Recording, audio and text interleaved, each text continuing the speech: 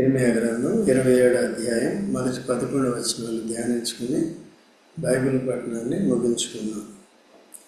యూదా రాజైన హోషేయ కుమారుడగు యెహోయాకీము ఏలన ఆరంభించినప్పుడు యెహోవా యొద్ద నుండి వాక్కు ఇర్మీయాకు ప్రత్యక్షమై ఇలాగూ సెలవిచ్చెను.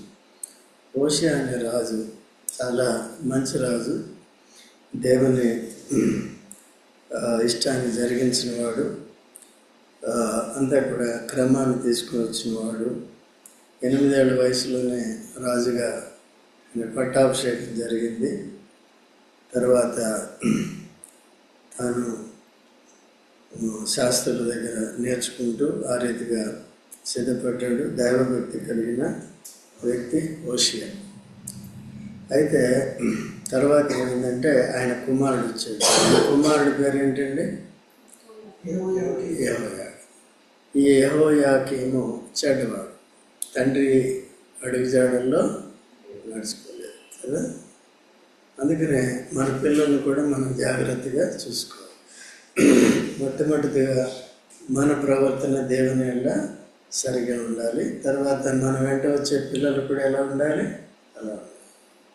అయితే కొంతమంది అలా ఫాలో అవుతున్నారు, కొంతమంది ఫాలో అవ్వట్లేదు. అయితే కొంతమంది ఆశ్చర్యకర రీతిగా తల్లి కానీ తండ్రి కానీ విశ్వాసాలు కానప్పటికీ వారి పిల్లలు మారుమనసు పొంది వారి ఆసక్తి కలిగి ఉంచున్నారు. కొంతమంది ఎవరైతే తల్లిదండ్రులు విశ్వాసులో వారి పిల్లలు మాత్రం అలా ఉండట్లేదు, భక్తిహీనులుగా ఉంచున్నారు. అయితే ఎవరికి నష్టం వస్తుంది, ఎవరికి శిక్ష వస్తుంది, ఎవరు దాస్యం యొక్క కాడి కిందకి వెళ్తారు చెప్పరండి. అలా చెప్పేసేయండి. చెప్తే నీకు ఇష్టమైందో లేదో నేను చెప్పిన మాట నాకు అర్థం. ఇష్టమేనా? నా మాట కాదు, ఎవరి మాట ఇది? అవన్నీ విడుదల పొందాలి, బాగుండాలి, సరి చేసుకోవాలని ఇక్కడ వాక్యం చెప్పకూడదు. ఓకే, ఎవరిని కించపరచడానికి కాదు. కాబట్టి ఆ విధంగా ఉన్నప్పుడు మనం అందరూ కూడా చూసుకోవాలి. కేవలం కొంతకాలం మాటలతో కాదు కానీ క్రియారూపకమైన జీవితం కూడా జీవించాలి. ఇక్కడ దేవుడు ఎవరిని పొగుడుతున్నాడంటే, దేవుడు చెప్పిన దాన్ని బట్టి చెప్పిన దాని ప్రకారం క్రియ జరిగించిన వారిని మెచ్చుకుంటాడు. వారికే చెప్తాడు, వారి ద్వారానే పని జరిగించుకుంటాడు. ఎందుకు వేరే ఎవరి ద్వారా మాట్లాడు? ఓన్లీ ఇర్మీయా ద్వారా. ఇర్మీయా దేవుడు ఏం చేశాడు? సిద్ధపరిచాడు. ఇప్పుడు ఇర్మీయా ఎంతవరకు వచ్చాడు? ఎంత శ్రమైనా పడటానికి సిద్ధపడ్డాడు. ఓకేనా? దేవుని సేవలు ఏముంటాయి? శ్రమలు ఉంటాయి. నేటి క్రైస్తత్వం, నేటి సంఘాలు లేదు యొక్క విశ్వాసులు ఎలా ఉన్నారంటే, వినువారు మాత్రం వింటారు కానీ ఆ ప్రకారము ప్రవర్తించారు. మళ్ళీ లోకస్తులాగే శరీరాంశాలు కానీ వాళ్ళ మాటలు, వాళ్ళ పాటలు, వాళ్ళ విధానము అంతా కూడా అలాగే ఉంటుంది. మళ్ళీ పైకి ఏం చెప్తారంటే, నాకు బైబిల్ అంతా తెలుసు, నేను పాటలు పాడతాను, నేను వాక్యం చెప్తాను, ఇవన్నీ చెప్తారు, చేస్తారు, అన్నీ చేస్తారు, కానీ ఏం లేవు, క్రియలు లేవు. అందుకనే యేసుప్రభు ఏం చెప్పాడంటే, ఏ చెట్టు మంచిదో ఏ చెట్టు మంచిది కాదో ఎలా తెలుస్తుంది మనకి? దాని ఫలాన్ని బట్టి, పండు కోసం. అందుకని పండు రుచి చూస్తారు. ఈవెన్ కొనుక్కోవడానికి పండు కొనుక్కున్నప్పుడు వెళ్ళి ఏం చేస్తారండి? ఒక పండు తీసుకుని తిని చూసా, పుల్లగా ఉందా వద్దంటారు కదా. అలాగే దేన్ని చూసి ఈ వ్యక్తి మంచోడు అని చెప్పవచ్చు? మంచి క్రియలు ఉండాలి. ఏ క్రియలు ఉండాలి? ఆత్మ సంబంధం. శరీర సంబంధమైన క్రియలన్నీ చెడ్డవి, ఆత్మ సంబంధమైన క్రియలన్నీ మంచివి. అవి దేవుని సంతోషపెడతాయి, నీకు క్షేమం కలుగు చేస్తుంది, ఇతరులకు కూడా క్షేమం కలుగు చేస్తుంది. అలాగా ఎప్పుడు కూడా క్షేమం కలుగు చేసేదాన్ని మనం చేయాలి, చెప్పాలి. ఆ విధంగా మాదిరికరంగా ఉండాలి. అయితే యెహోయాకీము తర్వాత వచ్చినప్పుడు ఏం జరిగిందంటే, 2వ వచనంలో యెహోవా నాకు ఈ ఆజ్ఞ ఇచ్చుచున్నాడు, నీవు కాడిని పలుపులను చేయించుకొని నీ మెడకు కట్టుకు. ఇప్పుడు ఎవరండి ఇది? కాడిని పలుపుల్ని ఎవరి మెడకు కట్టుకోవాలంట? ఎందుకు కట్టుకోవాలి? ఈ సండే స్కూల్లో నేర్పిస్తారు చూడండి కదా, ఎట్లాగా బొమ్మలు వేసి నేర్పిస్తారు. ఎందుకు? ఆ పిల్లలకు బాగా అర్థం కాదు. ఇప్పుడు ఈయనే మెడకి కాడి కట్టుకుని ఆ ఇశ్రాయేలుకి అందరికీ వాళ్ళకి చెప్పాలన్నమాట. ఎందుకే కాడి కట్టుకున్నాం అంటే ఆ కాడి గురించి చెప్పాలన్నమాట. చూసారా, కాడి 2 రకాలు. ఒకటి యేసుప్రభు కాడి, రెండోది సాతాను కాడి, లేకపోతే లోక సంబంధమైన కాడి. కాడి అంటే అధికారం కింద ఉండటం కదా. యేసుప్రభు ఏమన్నాడంటే మత్తయి సువార్త 11:28-29 వచనాల్లో, ప్రయాసపడి భారం మోయించిన సమస్తమైన వారులారా నా యొద్దకు వచ్చి నా దగ్గర నేర్చుకున్నాను, నా యొద్ద నేర్చుకోండి. తర్వాత నా కాడి నా యొద్ద నేర్చుకున్నది. తర్వాత నా కాడి సులువుగా తేలికగానే ఉంటుంది. ఎందుకంటే ఆయన కాడి ఎత్తుకోమంటున్నాడు. ఇప్పుడు ఈయన ఏం చేశాడు? మొత్తం ఆ కాడి కింద ఇంకెవరు లేరు. ఎవరున్నారు? యిర్మీయా ఒక్కడే ఉన్నాడు. అయితే ఇక్కడ కాడి ఏంటంటే యేసుక్రీస్తు ప్రభు యొక్క కాడి మనం ఎత్తుకోవాలి. ఓకే, ఆయన మనందరి కొరకు ప్రాణం పెట్టాడు, అందరి పాప శిక్ష భరించాడు, విశ్వాసం ద్వారా విశ్వాసాన్ని కలుగజేశాడు, రక్షించాడు, పాపాన్ని క్షమించాడు. ఇప్పుడు మన జీవితాన్ని తేలిక చేశాడు, పాపరహితులుగా చేశాడు, పాప సహితులమైన మనల్ని పాపరహితులుగా చేశాడు. దినదినము కూడా ప్రభుత్వంలో కొనసాగడానికి ఎప్పటికప్పుడు క్షమాపణ మనకి దేవుని సన్నిధిలో దొరుకుతుంది, దేవుని వద్ద దొరుకుతుంది. అలాగే సరి చేసుకుంటూ ముందుకు సాగుతూ క్రియాపూర్వకమైన పరిశుద్ధత కూడా సంపూర్ణం చేసుకోవాలి. దేవుని భయం చేత వాక్యం చెబుతుంది. అలాగే ఈ సాతాను కాడి ఎటువంటిదంటే భారమైన పని. ఏంటంటే ప్రస్తుతానికి శరీరాన్ని సుఖపెడుతుంది కానీ ఆత్మని నరకానికి పంపిస్తుంది. కాడి దేనికంటే అధికారం అనమాట. సాతాను అధికారంలో ఉంటే ఏమవుతుంది? అందుముందు ఇశ్రాయేలు ఏ అధికారంలో ఉన్నారు? ఫరో అధికారం. అంటే ఫరో కాడి కింద, ఐగుప్తు కాడి కింద ఉన్నారు. అది ఎటువంటిది? వాళ్ళకి భారభరితంగా ఉంది. వాళ్ళు నిట్టూర్పులు విడిచారు కదండి. ఆ ఇటుకలు చేయలేక, ఇటుకలు కార్చలేక, ఇటుకలు కార్చటానికి మళ్ళీ కలప కూడా వాడిని తెచ్చుకోవాలని ఆజ్ఞాపించాడు.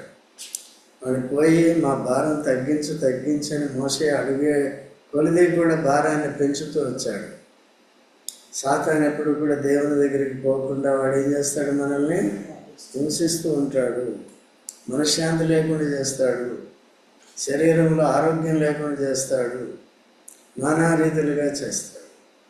ఓకే, ఒకవేళ వాడి అధికారంలోనే ఉన్నామనుకో, యేసుప్రభు దగ్గరికి వద్దు, వాడి అధికారంలోనే ఉన్నామనుకో, ఉంటే ఏం చేస్తాడంటే ఈ తప్పిపోయిన కుమారుడు చెడు అలవాట్లు గురై మొత్తం నాశనం అయిపోయిన స్థితికి వస్తాడు. అయ్యో నేనేమవుతున్నాను? చనిపోతున్నాను, ఇక నాకు జీవనాధారం లేదు, నేను పరాయి దేశంలో ఉన్నాను అంటే మనమందరం కూడా అదే స్థితిలో ఉన్నప్పుడు యేసుక్రీస్తు ప్రభు ద్వారా మనం తిరిగి ఎవరి అధికారం కిందకి వచ్చాం? యేసు ప్రభు అధికారం కిందకి వచ్చాం, ఆయన కాడి కిందికి వచ్చాం.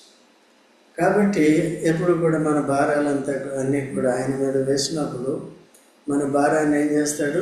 సులకన చేస్తాడు, మనకి తేలిక చేస్తాడు. ఓకేనా? అది ఇప్పుడు ఏమైనా పరిచర్య చేయాలి. పౌలు అంటాడు, నేను ఇది చేసిన అది చేశాను, అందరికంటే ఎక్కువ చేశాను అంటాడు కదా. ఎక్కడన్నాడు? అందరికన్నా చూడండి, ఎక్కడ చెప్పు. 1 కొరింథీ 15:10 చదవండి. అయినను అయ్యన్నాను మరియు కాలేదు కానీ ఏమంటున్నాడండి? వారందరికంటే, మిగిలిన అపోస్తలుల కంటే కూడా నేను, కానీ తర్వాత ఏమంటాడు? చూసారండి, మారిపోయిందా లేదా? ఇప్పుడు మళ్ళీ అక్కడ అతిశయించినట్టుంది, కానీ అతిశయాన్ని ఏం చేశాడు? మళ్ళీ దేవుని వైపు తీసుకొచ్చాడు. ప్రయాసపడ్డాను కానీ నేను కాదు. ఎవరంటే దేవుని కృప. ఎవరు తోడుగా ఉన్నారు? దేవుడు. అలా ఏదైనా మనం చేశాము అంటే దేనివల్ల చేయగలం? అట్లా దేవుని కృపను కనపరచాలి. ఓకే అండి. దేవుడు మనకి కృప ఇవ్వటానికి, లేకపోతే యేసు ప్రభు మనకి కృప ఇవ్వటానికి క్రీస్తు యేసు ప్రాణం పెట్టవలసి వచ్చింది. ఆ ధర్మశాస్త్రము శిక్ష అంతా కూడా తాను భరించవలసి వచ్చింది. ఆ ప్రకారము మనకేమొచ్చింది? విడుదల వచ్చింది, కృప అనేది వచ్చింది. ధర్మశాస్త్ర సంబంధమైన శాపం నుంచి, తీర్పు నుంచి విడుదల వచ్చింది. తర్వాత ఇంకేమొచ్చింది? దేవుని యేసు ప్రభు యొక్క కృప, తండ్రి దేవుని ప్రేమ, యేసు ప్రభు కృప, పరిశుద్ధాత్మ సహవాసం, ఈ మూడు వచ్చినాయి అన్నమాట. ఓకేనా?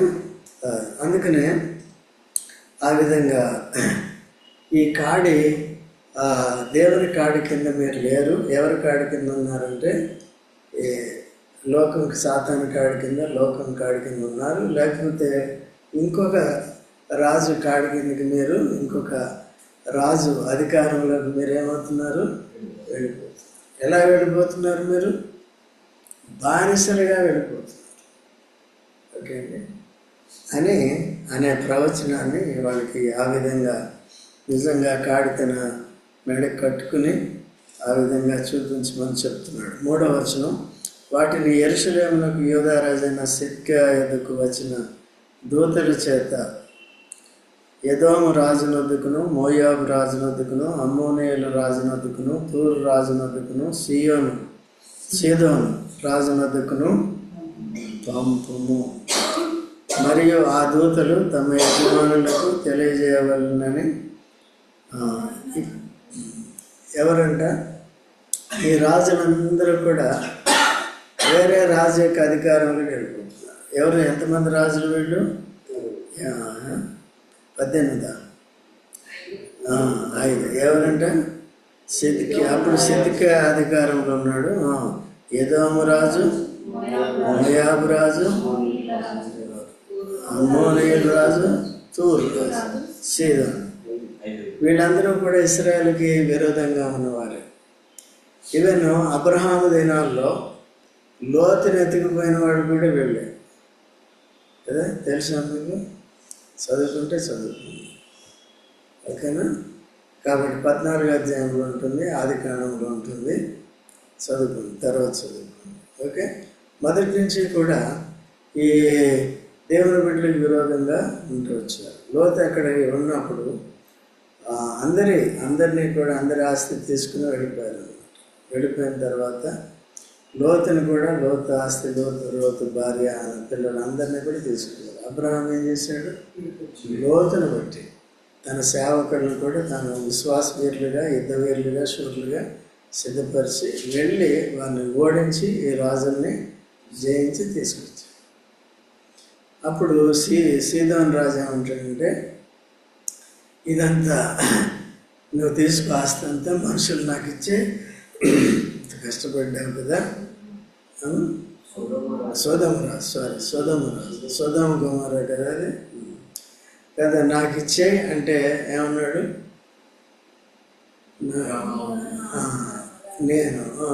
నువ్వు అబ్రహాం నీవే గొప్పవాడిగా చేశానంటావు, రేపటి రోజున నేను ఆకాశం ఉందన్న దేవుడు యెహోవా తప్ప వేరే ఒకరికి నేను చెయ్యి చాపను అని చెప్తాడు. ఓకే. అట్లా సో ఇలాగా కొంతమంది రాజులు ఇశ్రాయేల్ని కూడా ఏం చేశారంటే యెహోషువ దినాల్లో కూడా ఆ విధంగా ఆటంకపరుస్తూ వచ్చారు. వాడి మీదకి ఎప్పుడేమొస్తుందంట? తీర్పు వస్తుంది. సో కాబట్టి ఏమైనా వస్తుందంటే చూడండి 5వ వచనంలో, అధిక బలం చేతను, చాచిన బాహు చేతను భూమి మీదనున్న నరులను, జంతువులను నేనే సృజించి ఎవరికి ఇచ్చుట న్యాయమని నాకు తోచిన వారికే నేను. సో అలాగా అందరూ గ్రహించాలి, మనుషులందరూ గ్రహించాలి, రాజులందరూ గ్రహించాలి, ప్రభుత్వం చేసేవారందరూ కూడా గ్రహించాలి. ఓకే. దేవుళ్ళు ఎంతమంది ఉన్నారు? ఒక్కరు. ఒక్కరే ఉంటే ఏం చేస్తున్నాడు ఆయన? చూడండి, కీర్తన 96:5. కీర్తన 96:5. చదువుతారు. జనముల దేవతలందరూ వట్టి విగ్రహములే.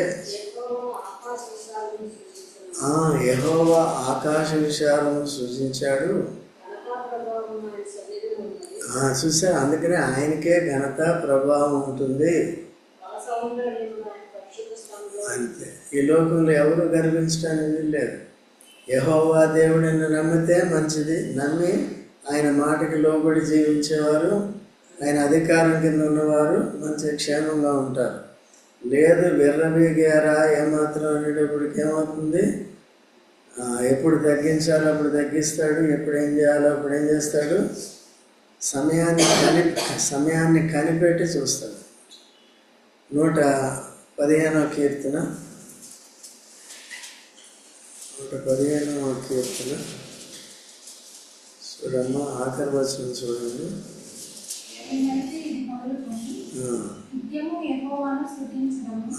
మేమైతే ఇది మొదలుకొని స్తుతించదము, యెహోవాను స్తుతించడం. కాబట్టి లోకంలో ఉన్న వారంతా కూడా ఎవరిని స్తుతిస్తున్నారంటే విగ్రహాలను సృష్టిస్తున్నారు, దేవుళ్ళు కాని వారిని స్తుతిస్తున్నారు. ఇక్కడ ఏమన్నాడు? మేమైతే ఎవరిని సృష్టిస్తాం? భూమి ఆకాశం సృష్టించిన యెహోవానే, ఆయనే ఘనత ప్రభావములు కలిగిన వాడు అని చెప్పారు. ఓకే. సో కాబట్టి ఆ విధంగా గనుడైన దేవుణ్ణి, యేసుక్రీస్తు ప్రభావం కలిగిన దేవుణ్ణి, ప్రభువైన యేసుక్రీస్తు ద్వారా మనం కలిగి ఉన్నాం కనుక మనం ఎప్పుడు కూడా మన దేవుడు, మన ప్రభు యొక్క అధికారం కింద, కాడి కింద ఉండాలి. ఉంటూ మాత్రమే కాదు కానీ నేర్చుకోవాలి. నేర్చుకోవడం మాత్రమే కానీ కాదు కానీ ఆ ప్రకారం ఏం చేయాలి? మన దేవుని సేవించాలి, నడుచుకోవాలి, సేవించాలి. కాబట్టి అయితే ఇప్పుడు ఎవరు నాకెంత బలం ఉంది, నాకెంత బలం ఉంది, మేము 5 రాజులను కలిసామంటే సూపర్ పవర్, ఎవరినైనా ఓడించేస్తామంటే ఎవరు? ఇప్పుడు చూస్తున్నారు కదా, ఎవరైనా సూపర్. ఎవరిప్పుడు సూపర్ పవర్ ఎవరు? ఇరాన్ మొన్నటి వరకు సూపర్. అదే విట్టుకే వీళ్ళనేమో పేపర్ టైగర్ అన్నాడు, ఆయనే పేపర్ టైగర్. ఎవరు? డంబాలు పనికిరావండి. డంబాలు, గర్వాలు, నేనే అని మళ్ళీ దేవుని పేరు చెప్పడం, అందరికీ భక్తి చేయటం, ఇవన్నీ చేయటం ఎంత అవహేళన అయిపోయింది కదండి. అంటే ఈ మైండ్ సరిగ్గా లేనివాళ్ళు అలాంటి చోట్ల ఉంటే అదే ప్రాబ్లం అవుతుంది. ఓకేనండి. సరే, ఇదంతా యేసుప్రభు రెండో రాకడికి భూమి సిద్ధపడాలి కనుక ఆ విధంగా దేవుడు ఏం చేస్తున్నాడు? సిద్ధం చేయాలి. కొన్నిసార్లు అటువంటి వాళ్ళని పెడతా ఉంటాడు. ఓకే. ఎందుకంటే దేవుని తీర్పులు వచ్చే ముందు ఇవన్నీ కూడా జరుగుతుంటాయి. 6వ వచనం చూస్తే, ఇప్పుడైతే దేశములన్నిటినీ నా దాసుడకు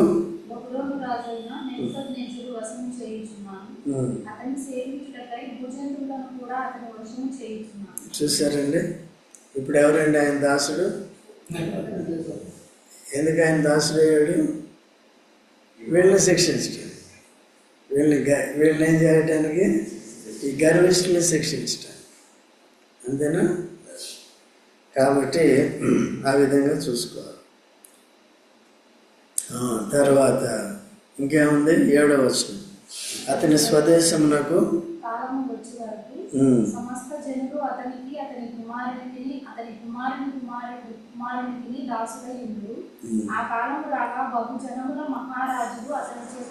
చూసారండి. ఎన్ని తరాలకి అప్పచెప్పబోతున్నాను నేను? 3-4 తరాలకి ఇచ్చేది. ఓకే అండి.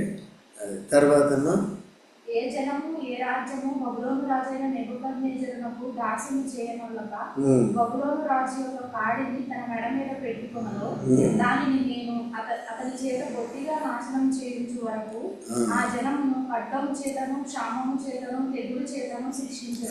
అది ఇప్పుడు నేనేం చేస్తున్నానంటే నెబుకద్నెజరు యొక్క కాడిని మీ మీద పెట్టబోతున్నాను. ఆయన అధికారం మీ మీద పెట్టబోతున్నాను. ఆయన మిమ్మల్ని ఏళ్తాడు. మీరు ఆయనకి ఏమై ఉంటారు? దాసులై ఉంటారు. ఎవరైతే ఆయన అధికారం కిందకి రారో వారికి ఏముంది? నాశనము, అంటే చావే. ఇప్పుడు యేసుక్రీస్తు ప్రభు యొక్క యేసు ప్రభుని దేవుడు నియమించాడు. యేసు ప్రభు యొక్క అధికారం కిందకి రాకపోతే ఆ దినాల్లో యోసేపు నియమించాడు ఐగుప్తులో ఆహారాన్ని పెట్టడానికి. ఒకవేళ యోసేపు అన్నదమ్ములు ధాన్యానికి రాకపోతే ఒకరి ముఖం ఒకరు చూసుకుంటారేంటాయా అంటాడు. మిమ్మల్ని కాదండి, ఒకరి ముఖం ఒకరు చూసుకుంటారని యాకోబు అంటాడు. పోయి అక్కడ ఉంది ధాన్యం, ఎక్కడ ఐగుప్తులో ఉంది, తీసుకుని. ఐగుప్తులో ఉన్నది ఎవరో కూడా తెలియదు పాపం. ఎవరికి? వీళ్ళకి కూడా తెలియదు. బాగా బాగా టార్చర్ చేశాడు కదా ఎవరిని? తను తాను బయలుపరుచుకునే వరకు బాగా టార్చర్ చేశాడు. మామూలు టార్చర్ కాదు. అది చాలా ఆయనకి కదా, వీళ్ళు చేసిన దానికంటే ఎక్కువ. అయితే ఆయనకి దేవుడిగా తోడుగా ఉన్నాడు. ఆయనకి పాజిటివ్ మైండ్ ఉంది. ఎందుకంటే దేవుడే ఈ విధంగా నన్ను సిద్ధపరుస్తున్నాడు కాబట్టి ఆయన ఇచ్చిన పాత్ర ఏం చేయాలి? తాగాలి. అప్పుడే ఆయన ఉద్దేశం నెరవేరుతుందని దానికి ఆ ట్రాక్లో ఉన్నాడు అన్నట్టు, ఆ దారిలో ఉన్నాడు.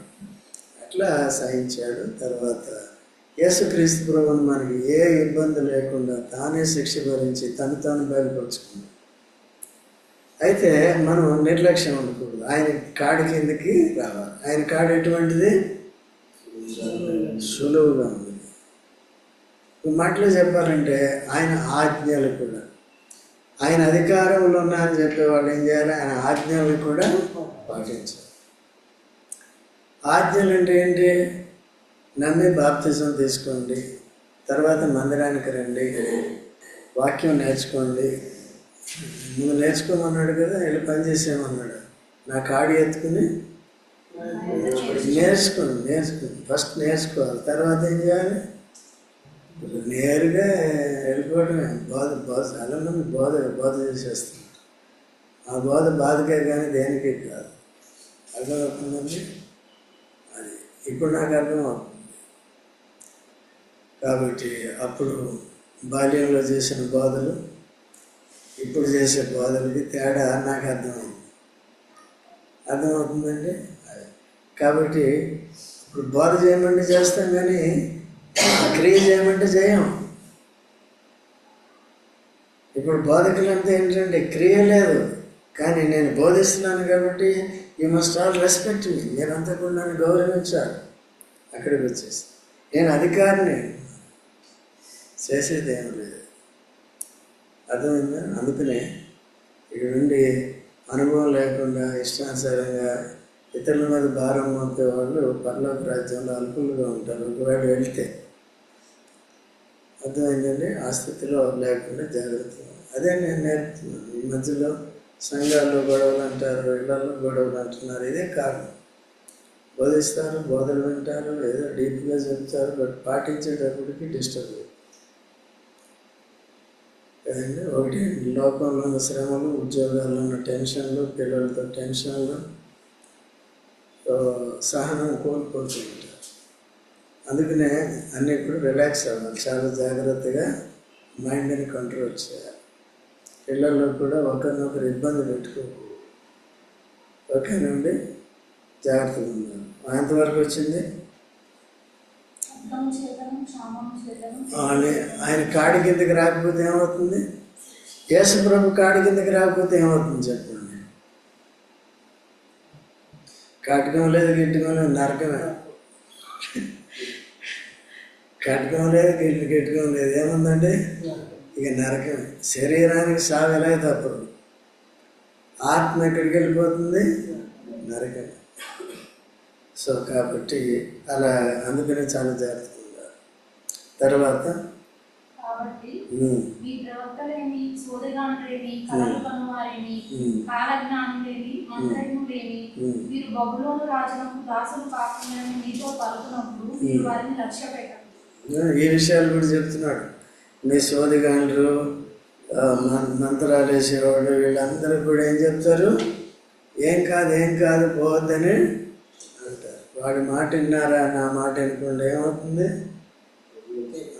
ఎక్కువ దేవుని మాట, దేవుని వాక్యంలో ఎప్పుడేం జరుగుతుంది అన్నీ ఉన్నాయి. ఇది వింటామా? ట్రంప్ చెప్పింది ఇంక లేకపోతే కంపు చెప్పింది వింటాం కదా. ఏది జరిగినా దేని బట్టి జరుగుతుంది?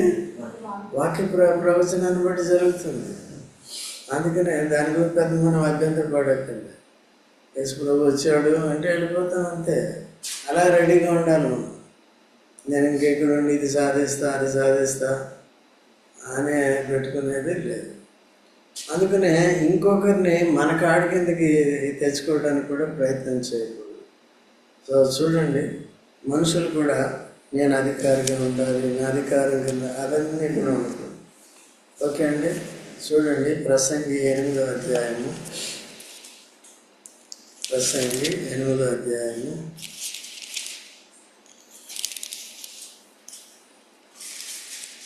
దయచేసి 9వ వచనం.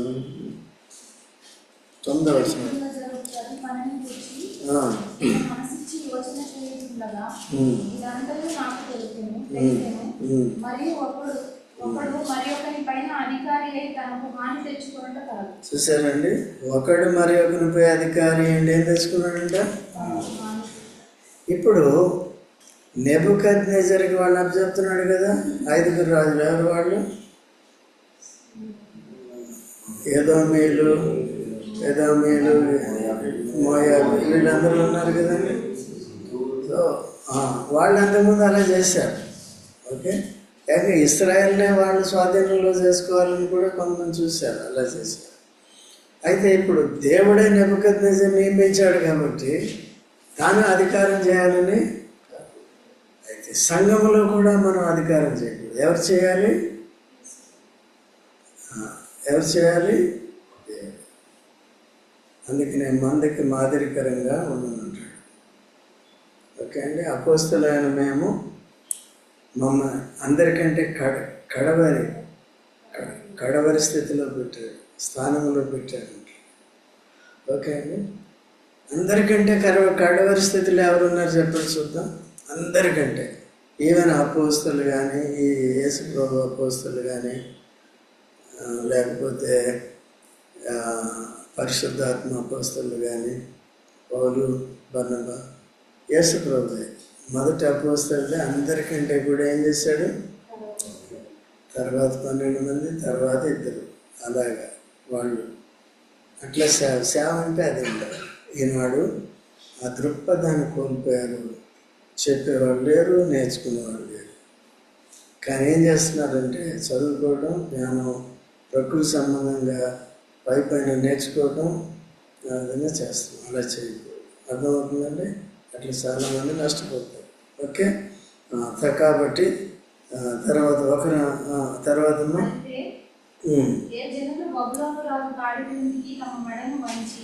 అతనికి దాస్యం చేయుదురో ఆ జనులను తమ దేశంలో కాపురముండనిచ్చెదను. వారు తమ భూమిని సేద్యపరచుకుందురు. నేను వారికి నెమ్మది కలుగచేయుదును. ఇదే యెహోవా. ఎంత ఈజీ ఉండేది? 10 చదువు. మీ భూమిని అనుభవించకుండా మిమ్మల్ని దూరముగా తోలివేయునట్లును, మిమ్మల్ని నేను వెళ్ళగొట్టినట్లును, మీరు నశించినట్లును వారి అబద్ధ ప్రవచనములు మీకు ప్రకటించు. చూసా వాళ్ళు ఏం చేస్తారండి? అందుకనే మనం ఏ బాధలు వింటున్నామో చూసుకోవాలి. అందుకనే మీరు చదువుకోండి. మీకు కూడా సరిగా అర్థం కాకపోతే ఫోన్ చేయండి, లేకపోతే కౌన్సిలింగ్ మీటింగ్ ఉంది, ఒక 10 నిమిషాలు స్పేర్ చేస్తారండి, వచ్చి అడిగి తెలుసుకోండి అని చెప్తాను కదా. అది జాగ్రత్త. మీరు చదువుకోవాలి. రావట్లేదు, అడగట్లేదండి, మీరు చదవట్లేదని అర్థం. అంతేనా? అట్లా చదివి జాగ్రత్తగా తెలుసుకోవాలి. లేకపోతే ఈ యూట్యూబ్లు కానీ, బుక్కులు కానీ ఇక్కడక్కడ ఏదో చూసి తప్పులు నేర్చుకోకూడదు. ఓకే అండి, ఇది డీటెయిల్డ్గా ఇవన్నీ కూడా వాళ్ళు అక్కడ నేర్చుకోలేము మనం కొన్నిసార్లు. ఓకేనండి, అదే వాళ్ళు ఆ బోధలన్నీ కూడా వేరే యాంగిల్లో పోతాయి. స్పెషల్ స్పీకర్స్ అని జస్ట్ ఒక వచనం తీసుకుంటారు, అక్కడి నుంచి ఆదికాండం నుంచి ప్రకటన లాగా తిప్పుతూ కూర్చుంటారు. అది దీని కింద ఉన్న కాంటెక్స్ట్ ఏంటో అర్థం కాదు. అసలు ఏ ఉద్దేశంతో ఆ వచనం చెప్పారో అర్థం కాదు. ఆ వచనాన్ని వేరే సబ్జెక్టుకి లింక్ చేసేస్తారు. అట్లా మనకి అంత క్షేమం అనేది ఉండదు. అది కూడా అవసరం అనుకోండి, అంత క్షేమం అనేది మిగిలింది ఇదంతా కూడా మనకి ఎప్పుడు తెలుస్తుంది? దాంట్లో ఏముందో ఎప్పుడు తెలుస్తుంది? అర్థమవుతుందండి? రైట్. కాబట్టి ఇప్పుడు ఎవరైతే నెబుకద్నెజర్ కాడి కిందకి రారో, ఎందుకంటే అబద్ధ బోధకులు, మాంత్రికులు, వాళ్ళ మాటలు విని ఎవరైతే ఆ కాడి కిందకి రారో వారు ఏమవుతారు? అక్కడి నుంచి